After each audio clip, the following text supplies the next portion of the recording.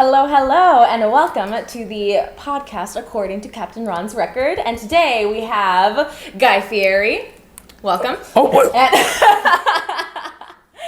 Yes, he has a very special hat that he has been wearing as of lately, and I really dig it. But in actuality, this is Captain Ron. Say hello, Captain Ron. Hey, it's Captain Ron here. Yes, yes, yes. And a very special guest, my mother, Ronette Coleman. Hello, everyone. Yes. Oh, on the pirate ship Pinata, she's known as the Empress of Yorba Linda. Ah, the Empress of Yorba Linda. Yes. Yes, note that in your brains. All right, so today we asked Ronette, my mother, to pick out an album that reminded her of her childhood. So today she picked out Bette Midler's The Divine Miss M album. And for those of you who aren't watching, that is the album cover is this lovely, lovely, beautiful woman with some awesome eyeshadow and blush and lipstick. That's and Bette.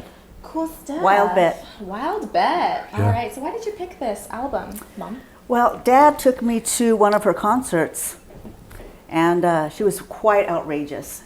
So made me laugh, and it was very entertaining. Mm-hmm. Very nice, So, very nice. loved it. Do you recall that? Oh, hell yes, I recall it. Her backup singers are called the Harlettes. So, of course, yeah. Amazing, amazing. Oh, she was not only a singer, but she told stories. She told stories about old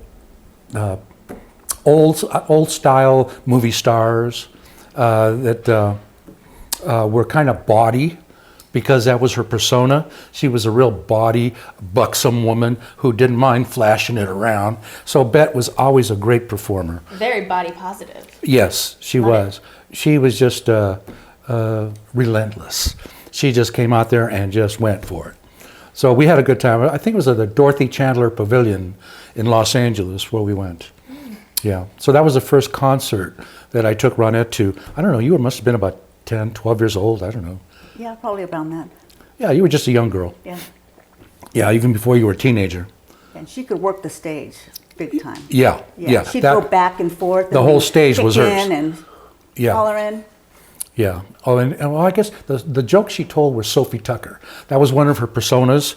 If you ever get a chance on YouTube, look up Sophie Tucker and check out some of her stuff. She was the bawdy woman that Bette Midler kind of portrayed. Well, if you look up Sophie Tucker now, Sophie Tucker is A singer. Yeah. Yeah, but the original Yeah. Sophie Tucker, not the new style Sophie Tucker who took the name, just like Bette Midler took her name. Sophie was the original. I see. So look up your history, Sophie Tucker. Sophie Tucker, everybody. That's it. Yeah. And I forgot to say, so this podcast is the unedited, unfiltered, pure and real take from the perspective of Captain Ron and, of course, for this episode, as well as Ronette Coleman's perspective. So, with that, how much would you say that music influenced your relationship? Oh, a ton. I mean, that's how I really got to love music. Before I couldn't care less, but as I grew older, every time we'd go on our car ride or a little adventure, we'd always be playing music, and Dad, of course, would do his, playlists, way back when we had the 8-tracks, and then to the cassettes and so forth. But yeah, I mean, I think of Dad. I can't think of music without thinking of Dad. Oh, that's amazing. I And then can't what think about of you? music without thinking of me either. Wow, how humble of you. Yes, I know. But it's hard to be humble when you're perfect in every way. I know Yeah. where we That get was it my from. Alrighty. So, I do have to say, let me just scratch off. We got a little makeup right there. Get it off, I girl. know what our daughter's for. Yes, it's what we do. Okay, so on that note, so he would always take you to concerts and things like that. What is like? Do you consider you both to have a song together of sorts? I don't think so. No. Hundreds. Yeah, there's Okay. just Hundreds. too many. There's It's not just- like anything specific that comes to mind other than this like album. No, because Dad was always mixing up his music, so we didn't like listen to the same stuff over and over and over again. It was always new stuff. So the only time I really would repeat a lot of it is when he'd give me the soundtracks, and then I'd take them home and play them in my car and at my home. Yeah. So, but together it's like always something new because he was always making new tracks. Right, Dad? Yep, always new music. I never got stuck in one genre or one frame of time. As the time marched on, so did I. So every new music that came out, I listened to. And even now, on Mondays and Fridays, is still my new music days. So I only listen to new music on Mondays and Fridays. Yeah. Okay. Or I always listen to new music Mondays and Fridays. On the rest of the week, I'm arranging music, doing different things. Sure. How disciplined. It's well, I think I explained that. New and spontaneous. I love that. I think I explained that on one of the earlier meetings. I that think we did. When you work with so many pieces of data, and music is data to me. When you work with such huge amounts of data, if you don't get organized and structure how you look at it, how you save it, how you index it, you lose track of it. So when you have thousands and thousands of music files, you have to organize them. And when you listen to so much music, you also have to listen to it in a structured way so that you can save and index things as you listen. So those are the skills that I've developed over the years. So I don't just listen to music.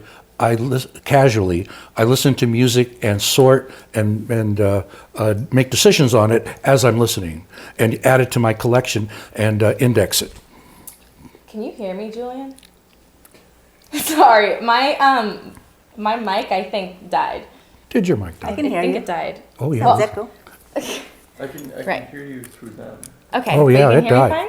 Yeah, I can hear you through. Okay. Technical difficulties. We're just gonna Use the theater cut for a projector sec. voice. Wow, it's like we never even left. Technical difficulties. Taken care of. So, long story short, the mic is needing to charge, and we are just gonna have me project into these two lavalier mics. So hopefully you can hear me the whole do it. time. do it. I came from theater. I can do this. Sure. Back to my roots. Okay, so back to where we were. Where were we? Oh, I've got oxygen now because I had to run around to try to solve the technical difficulty, Indeed. and I got winded. Yes. So I'm just taking a little oxygen. So I'm taking a breather. So, Ronette, take it. Okay, we'll go from okay, we were talking about music, and we were talking about if you had a song, and you said no, there's not like one particular song. But what if let's say you're away from your dad for a long while? Is there a particular song that you like to listen to that makes you immediately think of him? No, but some of the artists are like Jackson Browne and James Taylor, Linda Ronstadt, the Beatles, of course. Yeah, there's a ton. Peter Frampton, did I say that one? Yeah, Yeah, Peter Frampton. Peter Frampton. Yeah. So I would hear it first from him, and that would expose me to it, and then I would go and seek out their music, their albums and stuff. So now you listen to Pandora, and what do you listen to on Pandora? Mainly, I'll type in Jackson Browne, and then it starts Yeah. mixing it around. I'm still there. That's still my favorite genre, but I think it's because it's my fondest memories, when I was growing up in our road trips. Yeah. So I'm not much into exploring new things, new music like that is. So I get it from him, not from you. Got you. Yes, exactly. So going back to the road trip part, how often would you take road trips with each other? Well, Summertime. Every summer? Yes, absolutely, a few times. Okay. Yeah. And then for weekends, we'd like venture up into the mountains and do bird watching and have a picnic or just local stuff. Go on those adventures like you would take us. Yeah. Yeah, that. exactly. Yeah. Yeah. So I always love that. Yeah, just I'm a lover of nature, so I always visit. I think I told you in the last ones, as I travel around the country, I visited all of the national monuments, all of the battlegrounds from the Civil War. I did all of that because I had a love of history and of the country, the land itself, and the beauty of the land. So I always went places. We went camping a lot to Yosemite and the Giant Forest and to Devil's Postpile. So we used to go in the summertime with different families, mostly our family, and go camping, joint camping, where we all went at the same time and met at the same campgrounds, and then we'd eat together and we'd have parties and sing songs, and so it was a regular part of our family life. Yeah. Yeah, and then Went hiking and Yeah, hiking and visiting the falls. And so I have a lot of pictures of Ronette and my nieces and nephews growing up at places like Devil's Postpile and Yosemite. So we always look back and we laugh at those things because sometimes those pictures of the kids are like this. Oh, I've seen them. Right And here. it's Or like this, accurate. Dad. Like this. Or Ronette was little, she was cold. And then it was always nice to see the hairdos that she had during those years. You know, it changed. I might be, for those of you who are listening and not watching, I might be putting in a little picture, a little flash of one of these or a couple of these pictures over the audio of what we just talked about so that the visual audience can see. But anywho, yeah, those pictures are so funny. And a lot of my siblings actually look back and they're like, I don't remember this picture of you, Kayla. And I'm like, because it wasn't me, it was Mom. Because I don't know if you can tell right now, but I'm essentially a carbon copy picture, spitting image of my mother. Mini me. Yeah, Little yeah, me. yeah, pretty much. And some of my siblings don't believe that some of the old pictures of her are not me, but they are. Yeah. And I always say, just look at the chin. We have different chins. I mean, that's how you can tell, honestly. You got more of a little dimple on your See, chin, you and got I my don't. dimple. Yeah, I got the little cleft. dimple. Must have gotten that from my father, the lack of one. Anywho, so what would you say is your earliest memory of Captain Ron? Oh gosh. I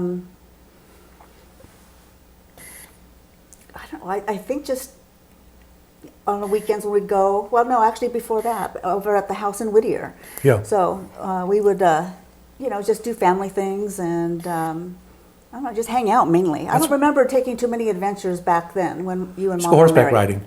Oh, Yeah. oh, then? Yeah, I Oh, don't- yeah. There, I had pictures of you in a little merry-go-round in the front yard with balloons on your head on your The birthday party. I The do birthday remember party. that. That is a great, great memory. We had That a was clown, fun. hired a clown, Yes, and he came that's out true. and he had a little merry-go-round that had little horses on it, or as a Super carousel. cute. And all of the kids in the birthday party got turns riding around in a circle on this little merry-go-round that he brought with him. Were you wearing that like white? No. Oh no, I'm just thinking of a picture of me. Oh, that was a dreaded shirt. Never mind. I thought it was my mom, and then no, that one was actually me. And anyway, going back to that. So what birthday party was that? Like what age? I think I was 4. Probably 4 years old. Yeah. But that's about at the time of your earliest memories. My earliest memories as a child are about at 4 years old. I can't Really? remember. Yeah, I can't remember much before that.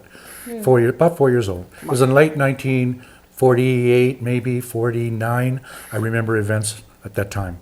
Very few. The main one was when it snowed in 1949. It snowed in Los Angeles, and I remember that because Wow. to a little kid, That's snow a big falling deal. is a big deal That's in a Los really big deal. Angeles. Yeah. Oh, especially in Los Angeles. It was a big deal to everybody Yeah. back then. 1949.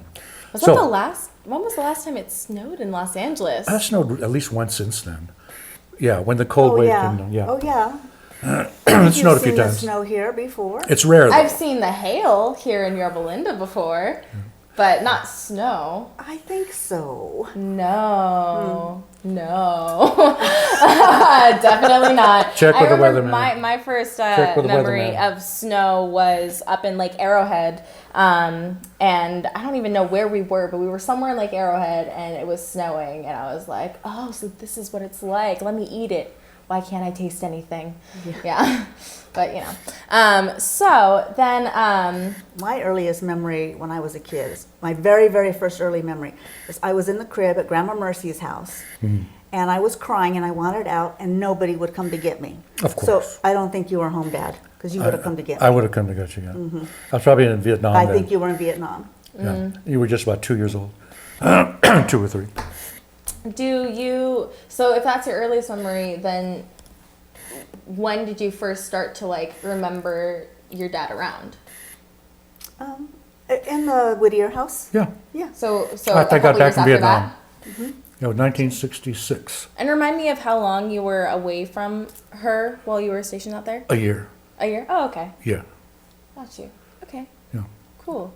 And then when he was like out doing, soldierly things, what would you and your mom do? Well, that's the time period I don't remember. I was too little. She was too little. Yeah. But I have pictures of her in the little round pool in the backyard. You know, the little air blow-up pools. one? Yeah. A little small one, and her in the pools. So that's the age she was at, sitting in the water, and less than 2 years old. Yeah. Or sitting on top of the dining room table with Grandma there, holding her. I don't remember that. I do. And I've got the pictures. You know how everyone looks at those old dinette sets that were kind of like formica on top, and then they had the chrome legs on them? Everybody had a dining room set like that, Yeah. right, back then? Old dining room sets. And Grandma was sitting at the set, and Ronette had a little towel around her head, I drying off. remember a picture of that. Yes, yes, with her with a little towel around her head, drying after she took a bath, sitting on the table, you know, with Grandma holding her up. So that's As she one of the was. earliest pictures of her. Oh, that's Yeah. amazing. Well, I gotta tell dirt on her too. Oh, well, we will get to that. Don't Oh, okay. you Well, worry. let me know, Don't you 'cause worry. I got the goods. All right. Well, I want to hear some of the other ways that Captain Ron has influenced you throughout your life. Honestly, I think just exposing me to nature. I mean, that's one of my fondest things, and it's made me want to re-experience them with you kids. Like, remember we went back up to Yosemite and had a family trip, and Yeah. I think everybody had a really good time. And you That know, was great fun. Yeah, that was a lot of fun. And the kids built an Indian village. Yes. Oh yeah. Yeah, that was fun. They all thought they were Indians for a while. Yeah. So, and I would try to go and recreate. You don't remember that, Kayla? No. No. I You were probably No. upstairs sticking Ronnie in the couch. At the Oh. probably. Like if you can visualize this, you know those couches that fold out and then they fold back up into a couch, and if a lot of people put pillows and blankets in there and fold them up in the couch. Well, the kids put little Ronnie, my grandson, inside the couch and then folded him up in it and then sat down on him. Oh, how he tormented Freaked him out. Yeah. Poor guy. He was okay, don't you worry. He Yeah. was totally fine. He survived, yes. but he's just still scarred, traumatized. traumatized. Yes, yes. I personally don't necessarily remember being actively involved in that memory. I don't think you were. Okay, see, I wasn't I don't horrible. think you were. You were too wasn't a young. horrible Yeah. It child. was the older brothers that did it to him. Yeah. Yeah. Yeah, the mean ones. But I do have pictures of you pretending you were an Indian. Yes. Pretending. Yes. Yeah, sure. And we did rock climbing and going to the waterfalls and playing in the river. I remember I got pictures of you all at the Merced River. I remember that. And I think I was wearing white pants. Who let me wear white pants going into a river? Nobody told you how to Oh, work. we have bleach. That's not. Never mind. Miss Yaya knows how to wash dirt out of white stuff. I'm recovered. Sure. I taught her. Sure. That's exactly what I'm talking about. Anyway, so then, I had another really good question. Okay, so yeah, aside from like nature and music, how else did he influence you? Honestly, it's he instilled the value of family and to keep everybody together and to have invite extended family so that way everybody gets to know each other and just stays close. Yeah. So that's always been important to me, and so it's I got that from Dad. And a little bit on my mom's side, but the family wasn't so large. So everybody used to go to my Grandma Mercy's for Sunday dinner, and that's what we'd all do. And then they ended up moving away, and so I didn't have that so much with my mom's side of the family. Right. When you were growing up, what was that experience like growing up with your dad? Did you guys get into a lot of arguments? Was it more cohesive and loving? What kind of experience was I that? didn't really get in arguments with anybody. I mean, we always got along well. I spent after my mom and he got a divorce, we would he'd pick me up every other weekend, and we'd go on our little adventures, and whatever he was doing, we'd go to dinner or go have fun, get ice cream, go shopping, whatever was on the schedule that weekend. He'd take me into his work sometimes and, show me around. So I thought that was cool. Showed me those big, huge computers. Yeah. That was crazy. What, at IBM? Yeah, with IBM. Very nice. So that was nice, yeah. Yeah. Now you mentioned the divorce. What was that experience like for you? They were always friends. They Yeah. were really, really good friends. And so other than the fact that we weren't all living in the same house anymore, there wasn't any arguing ever that I can remember. Maybe you guys did. only one. Oh, there's one. No, there was one argument I remember. There was one. It was raining, and the barbecue was outside, and Mom wanted you to bring it in. And you said, no, it'll be okay out there. And so finally, she started going to get it. And I think you went downstairs after her something, and I just heard some yelling, and I'm like, I went and hid behind the banisters. That's the only time I remember you arguing. Oh. But it's when you were married. So, but Okay. no, yeah, they had a civil, very, very civil divorce. Yeah, Like- that's much what he was like saying. my first divorce. So Justin's father and I, we just, everything was calm, and we're still friends after that. Yeah, nobody was angry Yeah. about it. Yeah. There was no reason to be angry. Just wasn't the right fit. Right? Yeah. Yeah. That's So what happens. everything was very civil and loving, Nice. actually. That's great. That's a very the best, I think, experience you can get from parents divorcing. So with that said, what I want to dig up some dirt on this one here. Oh. So There's none. Oh, I remember, man. She ratted me out no, bad. that's not what I've heard. No, she ratted me out good time. Oh, what- Hey, it was awful. That was dirt on you, not me. Ronette had come to visit one weekend. And we had a nice time and everything. But I just happened to be smoking some grass that weekend. I'm a goody two shoes. She's, Oh, she's, I know. Yeah, so I'd been smoking some grass that weekend. And then when Ronette left the house to go back to her mom's, I cautioned her, don't tell your mom that I've been smoking grass. So what did she do? She told her mom that I was smoking grass with her in the house. So, oh my God. Wow, you parented the parents. So her mom It's not exactly. got in the how it car, drove over to our place on my front door, and was chewing me up one side and down. And poor little Ronette, like, happened. I think I had to go back with mom. yeah, yeah. And now, what was your telling of the story? Because you said that's not exactly how it happened. You Well, chimed in. I had a stepsister and brother, and so I was on the phone while they were having their little gathering, and I was talking to Tara, and I remember we were whispering, well, what's going on? I don't know, this smells funny. Something smells funny. I don't know what it is. They're smoking something and it smells really funny. So it was a little bit innocent. I wasn't like, I didn't know. I was you young. don't know what you don't know. I was young. I think the story's better that she ratted me out. I think that's a Well, better that's your story. I think so, perspective. That's a better story, no? See, that's a really important thing that you just said. It's perspective. Everybody has Absolutely. perspectives of everything. I was reading, I think Michael Kostroff said it in his Audition Psych 101 book about like everything happens and there's the perspective that you take from whatever happens, and there's what actually happened. And it's all about perspective. And there are Absolutely. always 2, sometimes 3 sides of a story. Beauty No, there's is in the always- eyes of the beholder. There's the truth, and then everybody else's Truth. perspective is different than the actual truth. Yeah. Yeah. Yeah. Like she ratted me out for sure. Oh, for sure. No, that's 100% what happened. And those kind of stuff happens, with your kids like that. I can do nothing but laugh about it. I can see the humor in it, Yeah. I know she didn't do it on purpose, and so, but it was funny anyway. I didn't get mad at you, but it was funny more than anything else. Yeah. So that's the time that she ratted you out, but what is some dirt that you can dig up on her? Oh, the time when your mom came to visit me in Silicon Valley to tell me that she was no longer a virgin. And those of you who are who are listening and not watching, I'm not going to tell you when my it mouth was. dropped. Yeah. Yes. And when was that, Ronette? Oh, I visited him so many times. Yeah. I can't remember. Sure.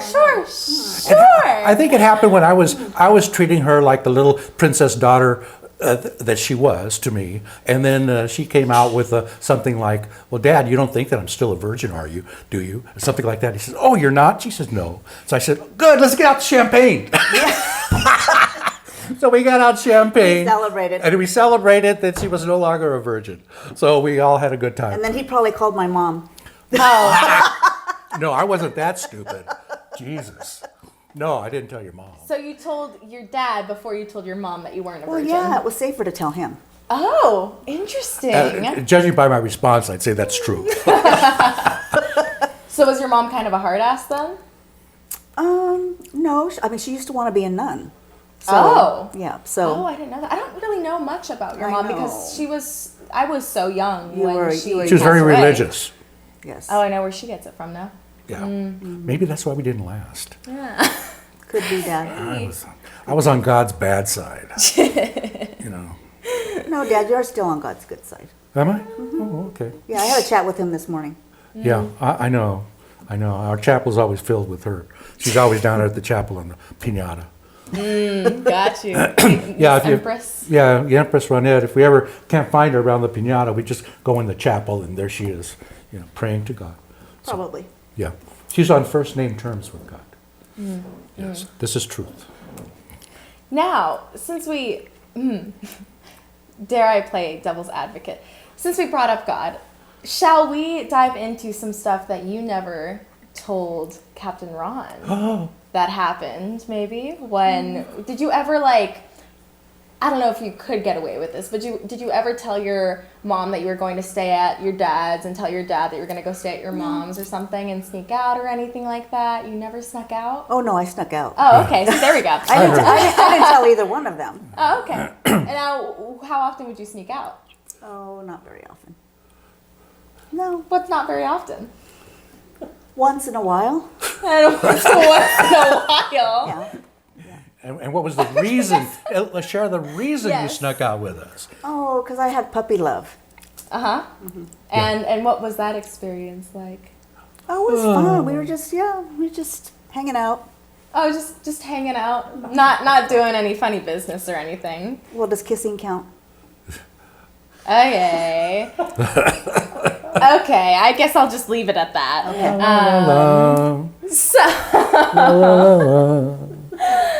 Okay, so what other trouble would you get into? I know you're more of a goody two shoes, but did you ever do anything that was more, I don't know, not scheming, but what's the word that I'm looking for? Naughty. Yeah, I was naughty. Naughty. I was naughty. Okay, I'll tell yes. you the time I was the most naughty. Okay. So, and I was young. And how young? I was 7th grade.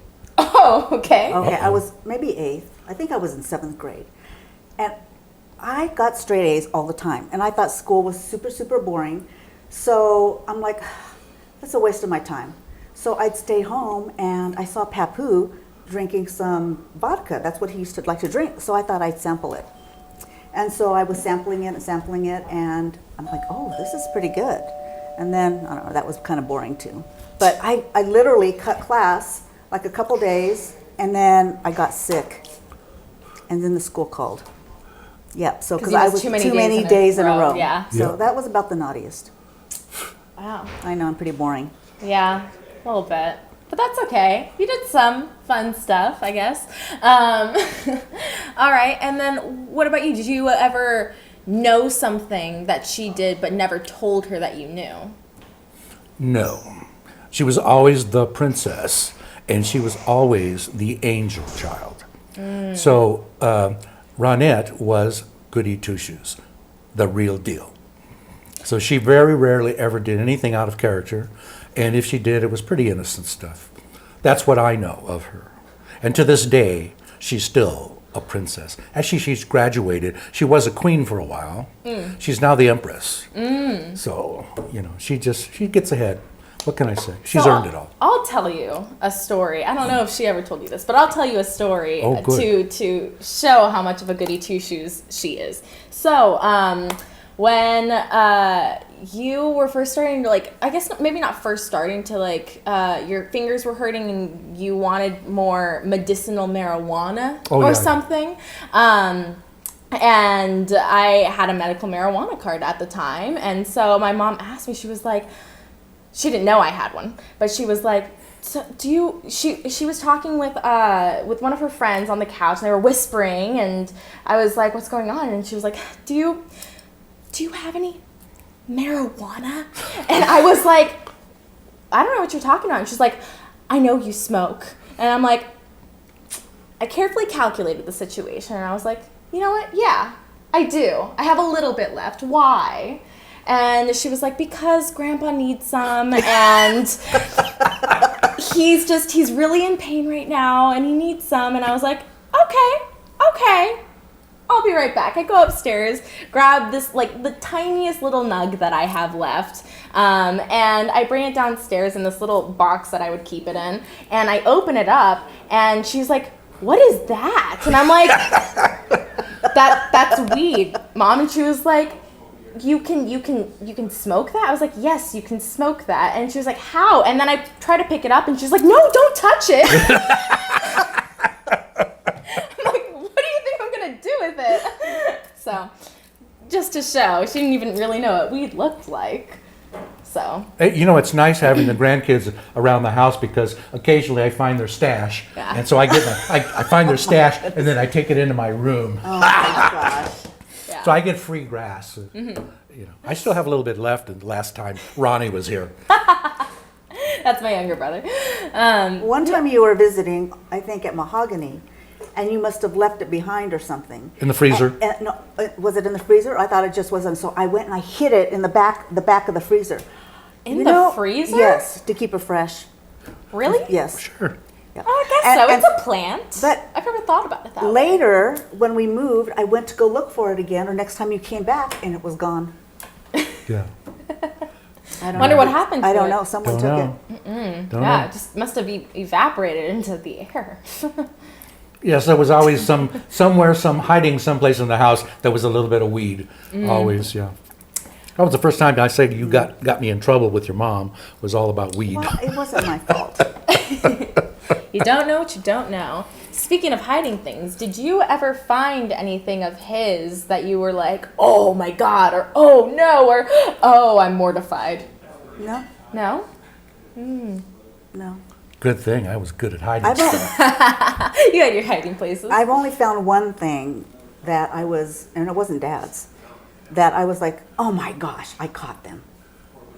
It was with your big brother, Justin. Oh. He had something really hidden, some magazines. Oh. I won't say which ones, okay? And I just You can use your imagination. I just kind of left them there. And so one day he says, Mom, you think you know everything. I said, you don't know. I've done so much more stuff than you know about. I said, actually, no, I know. I pick my battles. I just don't bring everything up to you. She goes, really? Really? What? I'm like, I did find some magazines. Okay, that's enough. Busted. That's enough. Okay, I don't want to know what else you know, Mom. You So- snoop. You definitely I would wasn't. snoop. I wasn't snooping actually. You can't live in a No. house with someone and Yeah. not run across their stuff. Oh, it's You know, true. kids are so. Yeah. The thing that amazed me about the kids when they were growing up is two adults live in the house. When two people live in a house and someone comes to visit, in your house you know where everything is. When something is moved, you say, "Well, why is that over there? I never put that over there. Did you put that over there?" So anytime a child or someone comes to visit the house, anything they touch and move or look at, you know. So they don't get that, So in a house, it doesn't matter. You know your house well enough that it rings a bell in your head when something's not where it should be. So kids don't know that. They haven't got rid of their lizard brain yet, so they don't understand that concept of people actually do know when things move. So that was always fun. Especially with the kids growing up who are denying, "Oh no, we never did that." I said, "Oh yeah, okay," and you know everything, but they don't know you know. They never do. And then they don't know that you know that they know that you know. Yeah, Something they, like that. They haven't got a clue. Haven't got a clue. You too, by the way. Huh? You too. Sorry, what now? I don't know what you're talking about. Your lizard brain hasn't outgrown you. You're just outgrowing it now, though. I think. How old are you now? How old do you think I am? 25, No. 24, Final answer? 23. 22? Almost there. There you Yeah. go. 22? I'm almost 23. Yeah. Okay, In there you August, go. she'll be 23. Yes, indeed. Indeed. I don't know. But out of all the kids, she's been the most responsible, much like me. Very much so. Oh yeah. Yep. Well, I remember when we came back to live in Mahogany Circle. We came back to stay with you on Mahogany Circle. The first run-in I had with Kayla, right, was I was at home, and she came in one day. She walked right up to me, looked at me, and I says, "You're parked in my parking spot." That was Yeah, that I was get my that. that was my really nice granddaughter. respectful. As it just walked up to me and chewed me out because I was parking her spot. And I said, ooh, I'm sorry, I didn't see your name on it, you know? So there was other spots. It wasn't like I took all the spots. You know, I get my stubbornness from you. No, you didn't. Yes, I did. No, we didn't Oh. spend that much time together. You can't blame me. You can't blame me for that. Then who did I get it from? I name it. I'm not too stubborn. No comment. I've heard it all. Justin is the most stubborn. Your older Yes. brother taught you. He taught Yes. Yeah, you. It was Justin. yeah, probably. Yeah. I didn't spend that much time with Justin either, though. No, because he was already off Yeah, to college. And yeah. I was more stubborn when I was young, but as you grow older, you learn to say, I'm sorry, or acknowledge when people notice things about you that you don't see, because people see you through their own eyes, not yours. So when you finally get old enough and mature enough, if you ever do, you begin to recognize that and acknowledge other people's opinions and views of you. And so you start to take that into your brain to say, oh, okay, that affects people this way. So you begin to change gradually over time. So you become less stubborn, or the qualities about a person that make them unpalatable to other people usually come out and cause you to change, or you're isolated. you wind up being an asshole. What can I say? That's exactly. You turn into an asshole if you don't pay attention to the things you do that annoy Offend people or piss people off. you Yeah. know? And your attitudes, you have to be able to say, oh, well, I'm sorry. And Justin has a difficult time saying, I'm sorry. Oh, you know. yeah. I bet I've heard it a handful. I should ask Sogol. She ever heard those words from him? Yeah, I'm Sogel's sorry. my oldest brother's Yeah. wife. Yeah. Some people never learn to say, I'm sorry. It's simple. It is. It's very It is. simple. It's healing too. Yeah, Yeah. yeah, indeed, indeed. Yeah. Going into, now that we've entered the I'm sorry realm, is there anything that comes to mind that you never apologized to your dad about, that you've always felt this like a lingering guilt or something like that, or vice versa, that you did that you never apologized to Ronette about, that you felt a lingering guilt over? Anything that comes to mind? No, I think the talks I've had with Ronette have been honest and frank over my life. And even recently, I've talked to her and told her exactly how I feel. And my basic feeling is that as a parent and growing up, I did everything I knew how to do. And I kind of looked at my mom in the same way, learning from her that she had good points and she had bad points. She did some things that were wonderful, she did things that were awful. But when I look at her as a person, she did what she could. She did her best. I never doubted that my mother didn't care and try. And within the means that she had, she did her best. And I looked at my life, I looked back on my life, and I said, given the circumstances of my life, I was always true to that. I did what I could. So sometimes I could do more, sometimes not. But I did what I could and tried to stay true to that. So I don't look back now and say, I regret I didn't do this or didn't do that, because realistically, I couldn't have done it. Right. If I could have, I would have. So I did the best I could. So I felt that that's all you owe to your kids. You do the best you can. Yeah. You help them, you tell them the truth, you don't lie, and treat them with respect. Except when it's about smoking dope. I didn't lie. I didn't lie. Just admit the truth. I did not lie to my daughter. No, I shared my life with her, and she had to accept me the way I was. Yeah. I accepted her the way she was. Goody two shoes and all.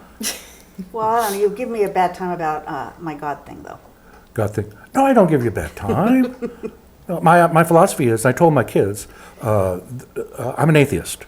So there's no God in my mind. So I tell my kids, I don't believe in God. But I also tell them, you are free to believe in God and follow your heart in any way you can. The only thing I judge you by then is whether or not you have good values. Do you love your neighbor? Do you care about other people? Are you kind? Those are the things I look for. Morals. Now, you can tell me I do it because God told me. I said, well, that's fine.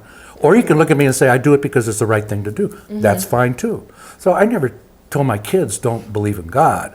I told them I don't believe in God. And I tell you that because it's important to be honest with your kids and tell them who you are. Well, that, and also to, in a sense, prepare them for the rest of the world, because it's like not every single person is going to believe in God or a single God or have the same religion as you, and you have to learn to like love everybody the way they are and respect everybody's viewpoints in that kind of realm. Yeah, basically, there's Yeah. good people who believe in God. There's good people who don't believe in God. Exactly. You know? Yeah. And some people who are fervent believers in God don't think anyone that hasn't found Jesus is right in the head. So Yeah. there's that conflict a lot of times with fundamentalist religious people Yes. who are. The difference between fundamentalists and just people who practice their faith, the fundamentalists try to convert. They're called evangelicals. Yeah. They try to make you be what they want you to be, and therein is a They strife. force their religion down your throat, in a sense. Yes, in many ways, in their Yeah, thinking, a good thing. in their Yeah. thinking, and their thinking. They're going to save them. Yeah, many times they're thinking there's something wrong with you. That Yeah. they like I said, they need to save you Yeah. because, and why would they want to save you? Because you're wrong. Yeah. So they're operating from that perspective. I learned that from the Amish. Amish are not evangelical. I lived among the Amish for a few years, maybe 10 years. And Yeah. they're not evangelicals. They believe in their faith, but they don't tell you that you should believe the way they do. They leave you alone. They respect the way you They live. yes, Yeah. they respect other people, and they want other people to respect them and their views. Exactly. And that's fine. We live in harmony. It's the evangelicals who say, "Oh, I have to save you." Yeah. They get into your face, and of course it always gets back to the old saying: "Your right to swing your arm ends where your neighbor's nose begins." So you can believe what you want, just don't Yeah. push it on your neighbor. Exactly. Yeah. So that's what the Constitution's about: freedom of religion and freedom of not religion is the same. Exactly. Yeah. Precisely. So in that boat, in the U.S., we're all equal. Yeah. I want to transition into, because I have about 15-ish minutes left, I want to transition into times that you may have had differences, or you may have had longer periods of just not talking, or times that you were hurt by each other, and kind of see what's behind those memories and go through those, and I don't know, take me through what kind of comes up when I'm talking about this. I think Dad and I have always been close. We've always accepted each other's differences, and I do the same with all my kids, and I learned that from him. So there really hasn't been too many things. I would say that this whole COVID period has been the most difficult times, but you're still family, you still love each other. So it doesn't matter, what the differences are. I always told you kids, if one of you land in jail, I'm not going to love you any more or less. I'm not going to be unsupportive of you. What you did is wrong if you're found guilty, but it doesn't change how I feel about you and how I still want a relationship with you. So, yeah, I mean, it has been more difficult these last 2 years. But what you do is you come together and you're like, okay, you work it out, and, Dad, we're good, right? Yes. See? Yeah, my take on that is that the last couple of years, the difficulties we've had have been more political than anything else. The country's going through a difficult political time and very divisive.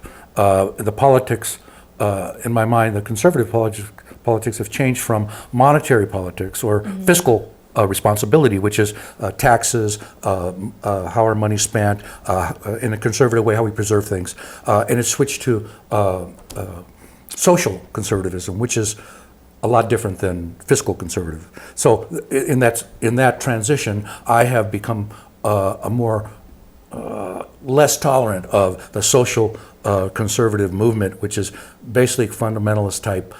We're right, you're wrong.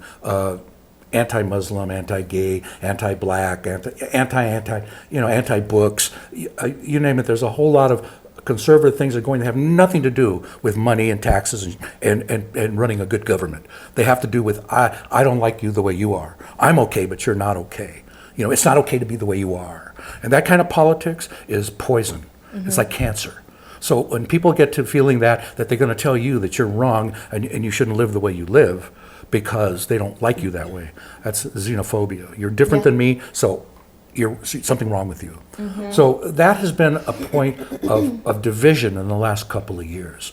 Finding your way beyond that and getting back to family members who share different beliefs than you do is difficult, because you got to sort of let that go and say, what's more important, as Ronette was saying, the family or your politics or COVID?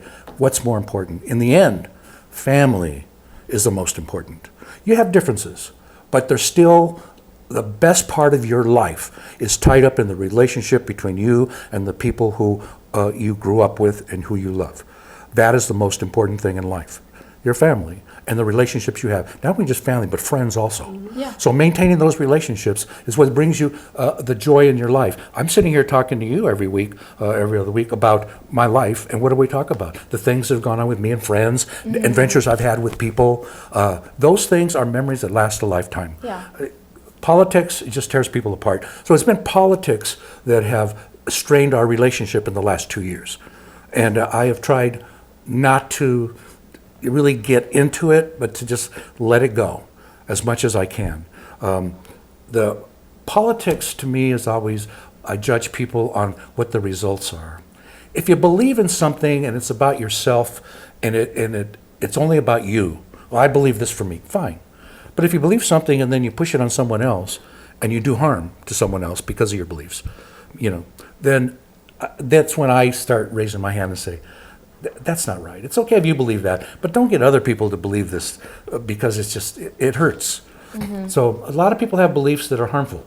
And I can't agree with them, but I don't want to spend the rest of my life fighting with people over that's crazy stuff. Life's too short. Yeah, life's too short, and it's crazy making. And truthfully, there's a lot of crazy people out there who have never learned how to do critical thinking or analyze situations and consider all the facts and research and study to find out where the truth is. Yeah, from all walks of life, and from both political parties, and yeah, it's a human nature. yeah, It's a human nature. Not everybody grows up to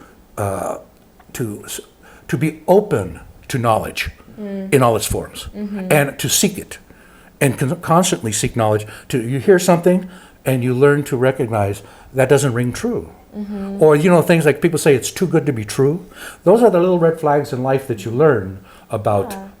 When you hear things, you become accustomed to patterns where you say, oh, that's one of those too good to be true things. So therefore the red flag goes up, and what do? You pay attention, you read, you study, and you learn, and you find out where the truth is.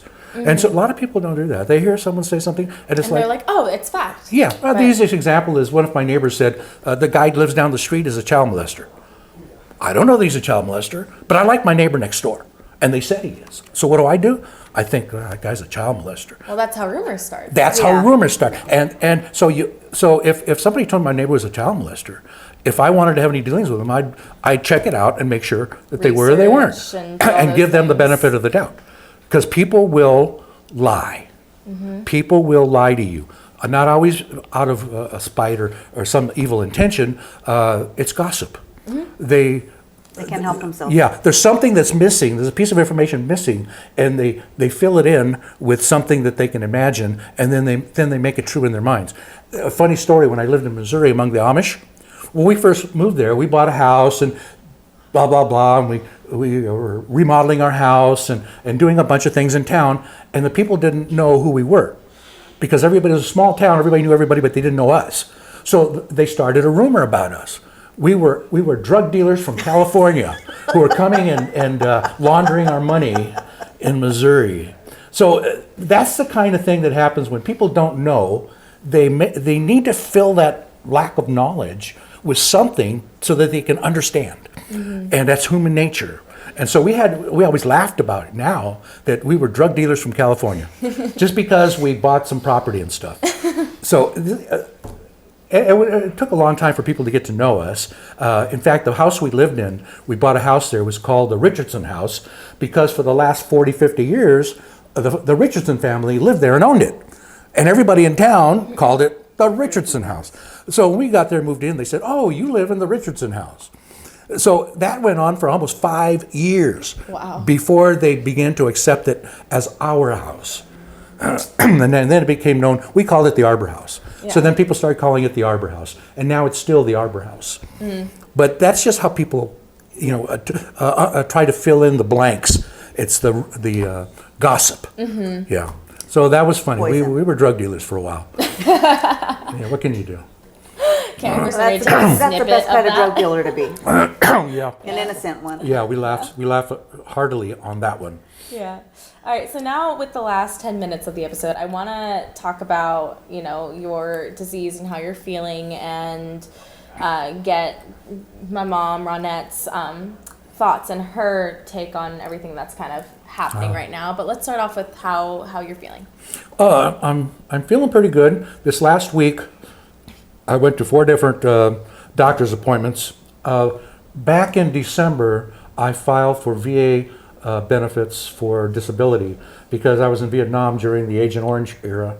And so my lung disease is one of the ones listed as a side effect of Agent Orange. So I went and filed for VA disability. They're just now, in June, asking me to go in for my VA examinations to qualify me for disability. So that's what I was doing this week.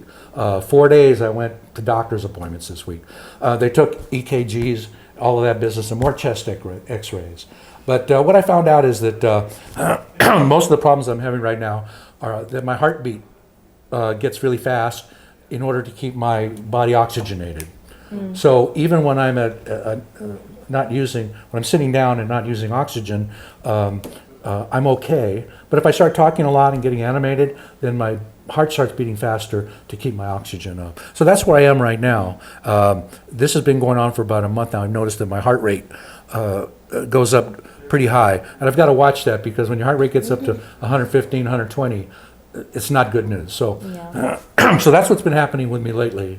My heart rate has been jumping up a lot. And how's your mental health? I forget. Are you on antidepressants or no? About 3 weeks ago, Gail wanted me to get on antidepressants to get started on them so that I didn't feel depressed. I haven't noticed too much of a difference in my attitude. I haven't felt that I am depressed. I do a lot of stuff, and I'm not complaining. I'm not lamenting that something isn't better. Yeah. So I'm happy with the way things are. And we had a great party on the Memorial Day weekend. Yeah, we had a little family reunion. Yeah, it was a great, fantastic party, and I was able to see the family and meet everyone, and it was a great time. We're going to have another party. 4th of July. 4th of July. Be there. Be square. Yeah, 4th of July, we're going to have another party. So get this issue out because, people got to know. Got to know about the party, yeah. So we had a good time, and I posted pictures of the party, and it was just wonderful. So I have been loving the attention that I've been getting and the visitors that I've been getting from family members and others who've stopped by to visit me. And I enjoy those visits immensely. So if you're thinking of stopping by and visiting, come on over. We can sit and talk and maybe have some ice cream or something.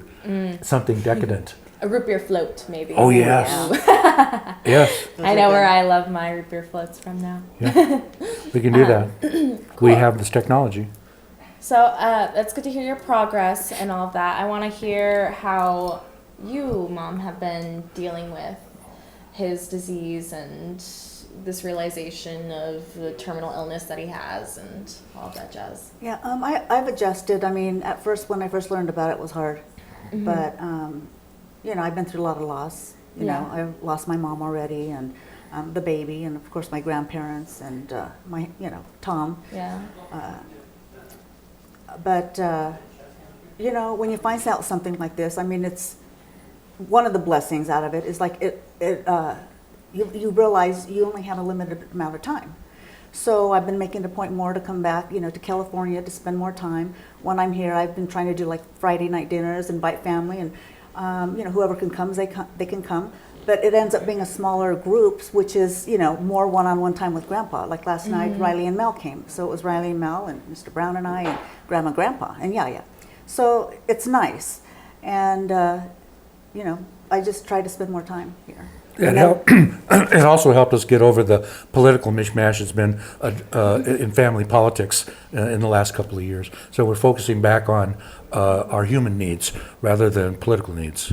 Yeah, so coming back, as your mom said, and having dinners, getting people together again as family. And just being people. And just, yes, is helpful. It's helped a lot to get past the problems we were having in the last few political years. So we're trying to move beyond that, and that's important. Yeah. We're getting it done. Yeah. And then Grandma Gail, for Mother's Day, she went to go visit Brad, and they had a lovely, lovely Yeah. trip. Yeah. She loved that. They had a really nice time. But so I came back, and I was, he isn't taken care of, but Yeah. I wanted to cook for him and make his life easier and spend time with him. So that was a really, really nice time. Good. Spoil me. Yes, there you go. I'm glad. Oh, that's so good. I want to end on what is the biggest way that Captain Ron has inspired you throughout your life? I think showing me the value of family, honestly, it's the most important thing. Yeah, and I got that because I grew up with lots of cousins, and my cousins have been with me my whole life. Not physically always, but in my head. The relationship I had with my cousins, who now are doctors and teachers and all different artists. The relationship I continue to have with my cousins is a wonderful thing. And I wanted the same thing for you and your siblings, to have relationships that last a lifetime. Yeah. Your cousins, you will have the rest of your life. And as long as you've bonded when you were young, you will have that to fall back on, and they will always be your friends. And that's a lesson to learn. I think I went over that with you when you and Lucy were. Oh, yeah. And I Lucy said- and I hated each other. Now Yeah, we love but- each other. Yes, and I think I reminded you then, she is your cousin, and you need to understand the value that she brings here. Listen. I grew up with so many boys that when I was around a girl at that age, I was just not about it. But now I've learned the value of women and, being around other females and things like that. And yeah, I cherish every human. So, yeah. Good for you. Yeah. And now, what is the biggest way that Ronette has inspired you? Well, I think just the joy I've had in knowing that she's been grown up well, been a good girl, been my princess, and is living a good and healthy and prosperous life. And most parents, that's what they want for their kids, to be healthy, not to be in jail, and not to be sick. I mean, to have a nice job or some kind of career. So Ronette has met all of those expectations, and in fact exceeded them. So that brings me joy. And Eric also has met my expectations, so he is also up there in my, bringing joy to me. So I never wanted my children to grow up and suffer or be lonely or be, have bad experiences. You want to always protect your kids. But Ronette's grown up to be a healthy, strong woman. I can ever ask for anything more. So I'm happy with that. Thank you, Dad. Love you. Love you too. All right, and on that note, we will end today's episode. Thank you so much, Mom, for being on this episode with us. It's my pleasure. Absolutely, and thank you, Captain Ron, for being you and being hilarious and a stellar human and soul. Thank you. Absolutely. So thank you, audience, of course, for tuning into this amazing episode. And subscribe, comment on different topics that you would like Captain Ron and I to discuss on future episodes. Anybody that you would like to see also on this podcast with us, please let me know. And this has been the unedited, unfiltered, pure and real advice, aside from the one or two cuts that we made, from the perspective of Captain Ron. So thank you so much for tuning in to According to Captain Ron's Record. And we both love Kayla too. I'm Kayla Marie Coates, signing off. Captain Ron, signing off. Bye.